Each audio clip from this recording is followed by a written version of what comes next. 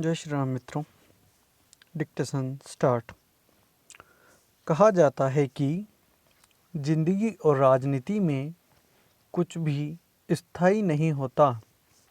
वर्तमान राजनीतिक परिस्थितियों की बात करें तो यह बात बिल्कुल सटीक बैठती है।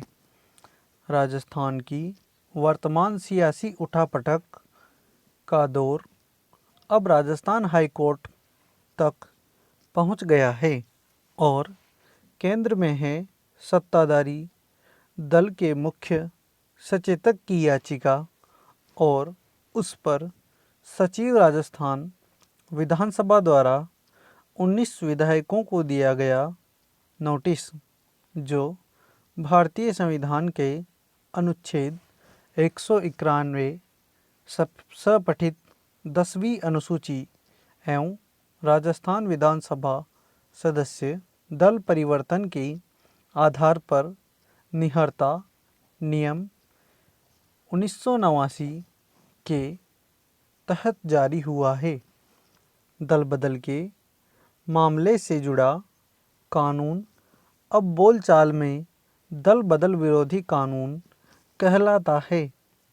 वर्ष 1985 में भारतीय संसद में इसे पारित किया, जिससे संविधान के अनुच्छेद 101, 190 और 193 में संशोधन किया गया और संविधान की 10वीं अनुसूची जोड़ी गई। इससे दल बदल करने वाले सदस्य और विधायकों की अर्हता निरस्त करने संबंधी प्रावधान किए गए। संविधान के अनुसार विधानसभा के अध्यक्ष सभा नियमों, विशेषाधिकार एवं शक्तियों के संरक्षक होते हैं और संसदीय परंपराओं का संरक्षण करना उनका कर्तव्य होता है। अध्यक्ष की इन्हीं शक्तियों को लेकर सबसे ज़्यादा चर्चा विशेषकर दल बदल कानून यानी 10वीं अनुसूची को लेकर होती है, जहां उनकी भूमिका न्यायाधीश की तरह हो जाती है।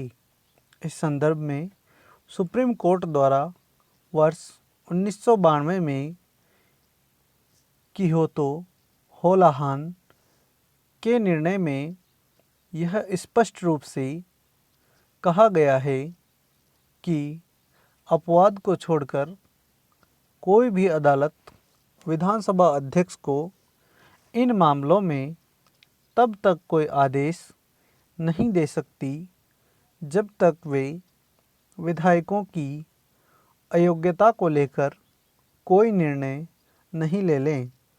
इस निर्णय से यह तो स्पष्ट होता है कि अदालतों को इस तरह के मामलों में अपनी भूमिका सीमित रखनी चाहिए, लेकिन वर्तमान मामले में 10वीं अनुसूची के अंतर्गत 2(1) अ की वैधता को इस आधार पर चुनौती दी गई है कि ये संविधान के अनुच्छेद 19(1) अ में दी गई अभिव्यक्ति की स्वतंत्रता का उल्लंघन है। यह एक रोचक स्थिति है क्योंकि हाईकोर्ट की खंडपीठ को यह देखना है कि क्या 1992 के निर्णय तथा उसके बाद के निर्णयों में दिए गए तथ्यों और कानूनी पहलुओं को देखते हुए वर्तमान में किसी व्याख्या की ज़रूरत है या नहीं। निर्णय तो हाईकोर्ट की खंडपीठ से ही आएगा, लेकिन राजस्थान की राजनीतिक उठापटक जरूर विधानसभा के गलियारों से निकलकर हाईकोर्ट के गलियारों तक रोचक स्थिति में पहुंच चुकी है। राजस्थान में अशोक गहलोत और सचिन पायलट का आमने सामने आना कहीं न कहीं कांग्रेस की कमजोरी को दर्शाता है। जिस प्रकार कांग्रेस के बागी राजस्थान से विधायक और पूर्व कैबिनेट मंत्री भारत सरकार सचिन पायलट के बयान सामने आ रहे थे, उससे कहीं न कहीं लग रहा था कि वह अपने ही षड्यंत्र में फंसते जा रहे हैं। वे यह भी जानते हैं कि जो स्थान उनका कांग्रेस में है वह बीजेपी में कभी नहीं हो सकता है। इसका ताज़ा उदाहरण उनके मित्र ज्योतिरादित्य सिंधिया का है। आज सिंधिया का जो महत्व कांग्रेस में था वह भाजपा में प्रतीत नहीं होता है। स्टॉप। धन्यवाद। दोस्तों, ये पहुंच गई है कि जगह पे पहुंच चुकी है बोल दिया है, इसको आप सही कर लें। धन्यवाद।